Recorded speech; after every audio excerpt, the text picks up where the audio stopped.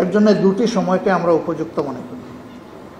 একটি হচ্ছে ফেব্রুয়ারি মাস রোজা শুরু হওয়ার আগে, আরেকটি হচ্ছে যদি কোনো কারণে এই সময়ের ভিতরে সংস্কারগুলো এবং বিচারের দৃশ্যমান প্রক্রিয়া জনমনে আস্থা সৃষ্টির পর্যায়ে না আসে, তাহলে ম্যাক্সিমাম এপ্রিল পার হওয়া উচিত নয়। কারণ এরপরে আবার কুরবানি আছে, এরপরে ঝড় বৃষ্টি বাদল বন্যা দুর্যোগ এগুলো আমাদের জাতীয় জীবনের অংশ। তখন একটা অর্থবহ নির্বাচন করা চ্যালেঞ্জের মুখে পড়ে যেতে পারে। এই জন্য এই বিষয়গুলা সংশ্লিষ্ট পক্ষকে বিবেচনায় নেওয়ার জন্য আমরা আহ্বান জানাব। সম্মানিত ভাইয়েরা, আমরা বরাবরের মতো আবারও খুব স্পষ্টভাবে বলতে চাই, জাতিকে বিভক্ত করার যে কোনো কূটকৌশলের আমরা সম্পূর্ণ বিরোধী। এই জন্য ধর্ম কিংবা অন্য যে কোনোর ভিত্তিতে এই জাতি আবার বিভক্ত হোক, এটা আমরা চাই না। এই ক্ষেত্রে আমরা সকলের প্রতি আহ্বান জানাব, জাতীয় স্বার্থে আমরা সবাই যেন জাতীয় স্বার্থের জায়গাগুলোতে এক এবং ঐক্যবদ্ধ থাকি। রাজনীতি দিয়ে যে স্লোগান দেই, আমরা যেন তার বাস্তব প্রতিফলন ঘটাই। দলের ব্যক্তির চেয়ে দল বড়, দলের চেয়ে দেশ বড়। আমাদের কর্মকাণ্ড যেন সেইটাই প্রমাণ করে।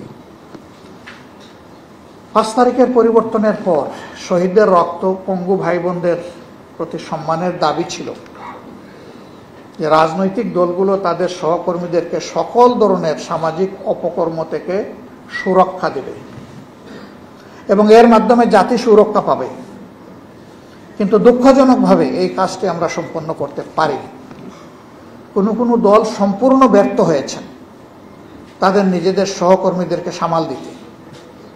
এই জন্য যেখানেই যাই এখন শুনতে হয় রেট আগের চেয়ে বেশি।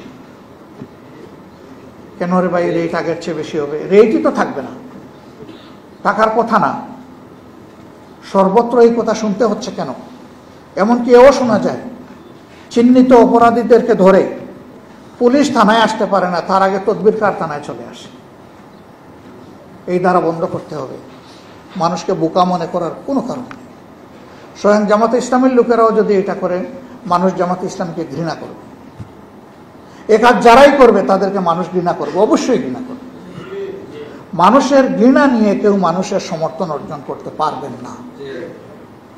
মানুষের সমর্থন পেতে হলে মানুষকে ভালোবাসতে হবে, সম্মান করতে হবে, সামাজিক অপকর্ম থেকে বিরত থাকতে হবে। এটা নির্দিষ্ট কোনো দলের জন্য এই কথা আমার নয়, এটা সকলের জন্য, আমার নিজের জন্য। এটা এতটুকু সম্মানবোধ যদি আমরা না দেখাতে পারি, তাহলে আমরা কি রাজনীতি করি এ প্রশ্ন তো উঠবেই।